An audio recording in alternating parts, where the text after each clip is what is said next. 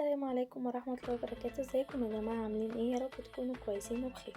رمضان كريم وكل سنة وانتم طيبين. النهاردة هنعمل كفتة داوود باشا. طبعا انتوا عارفين ان رمضان بيحب الاكلات السهلة السريعة.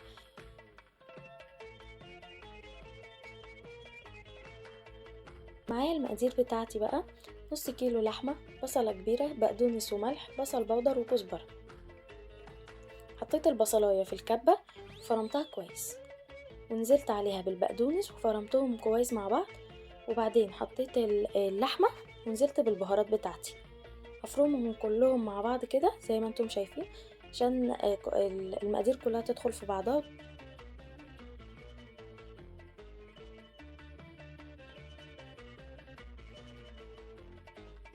ده الشكل بتاعها بعد ما طلعت. حطيتها في نص كوباية دقيق، وبعدين حطيت الكفتة فيها بعد ما كورتها، حطيتها في الدقيق وقلبتها كده كويس في الدقيق عشان تمسك في بعضها وتبقى حلوه. ده الشكل النهائي بتاعها. في طاسة بقى حطيت صباع زبدة ونص كوباية زيت، وحطيت الكفتة بتاعتي كده بالشكل اللي انتوا شايفينه ده. قلبتها لحد ما استوت وخدت اللون الحلو ده.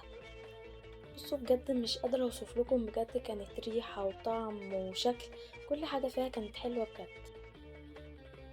في نفس الطاسة اللي حطيت فيها الكفتة نزلت براس توم مفرومة، قلبتها لحد ما خدت اللون الذهبي الحلو ده. وبعدين نزلت عليها بعصير طماطم ومعلقة صلصة عشان تديها لون احمر حلو،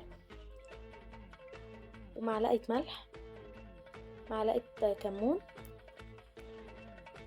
معلقة فلفل اسود، ده كله معالق صغيرة، ومعلقة بابريكا صغيرة كمان، ومعلقة سكر عشان تتسبك. عشان المكرونة حطيت المية ومعلقة ملح، وبعدين حطيت المكرونة زي ما انتم شايفين كده. بعد ما المكرونة خلصت طلعتها. ودي الكفتة بعد ما خلصت، بعد ما الصلصة بعد ما التسبيكة بتاعتها خلصت نزلت بالكفتة وحطيتها في الصلصة زي ما انتم شايفين كده. بجد بجد بجد كانت احلى كفتة، وكان طعمها رهيب.